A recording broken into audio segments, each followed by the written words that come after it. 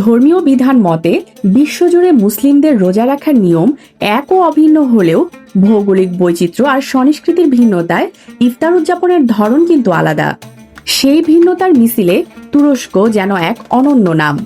রঙিন ইফতার প্লেট আর সুস্বাদু সব খাবারের আয়োজনে দেশটি যেমন ভোজন রসিকদের প্রিয়, তেমনি এর পরতে পরতে মিশে আছে শত বছরের পুরনো অটোম্যান ঐতিহ্য আর আধ্যাত্মিকতার এক অপূর্ব মেলবন্ধন। ইস্তাম্বুলের সুলতান আহমেদ স্কয়ার কিংবা আঙ্কারার ব্যস্ত সড়ক মাগরিবের আজান ঘনিয়ে আসতেই তুরস্কের প্রতিটি কোণ যেন সেজে ওঠে এক ভিন্ন আবহে। তুর্কিদের ইফতার টেবিলের শুরুটা হয় অত্যন্ত রাজকীয় কিন্তু পরিমিত, যাকে তারা বলে ইফতারিয়ে। পনির, জলপাই, বিভিন্ন ধরনের বাদাম, মধু এবং বিশেষ জ্যাম দিয়ে সাজানো এই ক্ষুদ্র থালাটি মূলত ক্ষুধার উদ্রেক করতে এবং শরীরকে মূল খাবারের জন্য প্রস্তুত করতে সাহায্য করে।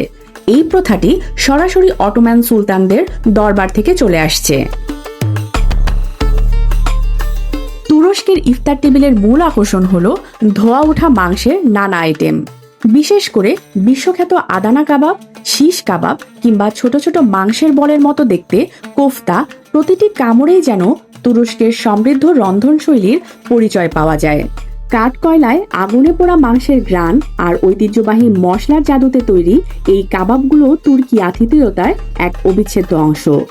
অনেক ক্ষেত্রে ওভেনে বেক করা ভেড়ার মাংসের সাথে বাদাম ও কিশমিশ মেশানো বিশেষ এক ধরনের পোলাও পরিবেশন করা হয়, যা দীর্ঘ সময়ের রোজার পর শরীরকে দেয় রাজকীয় তৃপ্তি।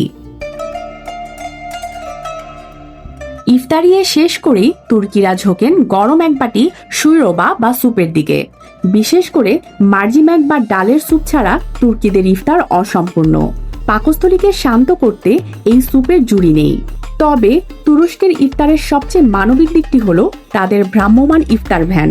পৌরসভার উদ্যোগে এই ভ্যানগুলো শহরের মোড়ে মোড়ে ঘুরে বেড়ায়। পথচারী, শ্রমজীবী মানুষ কিংবা যানজটে আটকে পড়া রোজাদারদের হাতে তুলে দেয়া হয় মানসম্মত ইফতার প্যাকেট। এটি তুরস্কের আধুনিক সমাজ ব্যবস্থায় এক অনন্য ভ্রাতৃত্বের উদাহরণ। খাবারের পাতে এরপর আসে প্রাচীন অটোম্যান শেরবেত। গোলাপের পাপড়ি, বিভিন্ন ফল এবং ভেষজ মশলা দিয়ে তৈরি এই পানীয়টি তুরস্কের ইতিহাসের অংশ। চিনিযুক্ত কৃত্রিম পানীয়র বদলে এই প্রাকৃতিক শেরবেত যেমন স্বাস্থ্যকর তেমনি ঐতিহ্যে ঘেরা। তবে তুর্কিদের জন্য ইফতার কেবল শুধু ভোজন নয়, ইফতার পরবর্তী সময়টি তাদের কাছে ইবাদত ও আড্ডার এক অপূর্ব সমন্বয়। মাগরিবের নামাজের পর ক্যাফেগুলোতে জমে ওঠে দীর্ঘ আড্ডা। হাতে থাকে ছোট লিকার চা কিংবা কড়া ফ্লেভারের তুর্কি কফি। তারাবির আগ পর্যন্ত চলে এই সামাজিক মেলামেশা। রাস্তার ধারের টেবিলগুলোতে অপরিচিত মানুষের সাথে গল্প শেয়ার করা তুর্কি সংস্কৃতির অবিচ্ছেদ্য অংশ। একে তারা বলে রমজানের রূহ বা আত্মা। প্রাচীন সুলতানি আমলের রীতিনীতি আর আধুনিক দাক্ষিণের মিশেলে তুরস্কের ইফতার আজ বিশ্বজুড়ে সমাদৃত।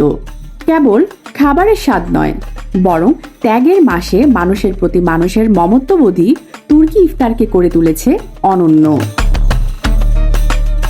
স্মিতা ইফতেখার, ডেস্ক রিপোর্ট, আলোকিত স্বদেশ।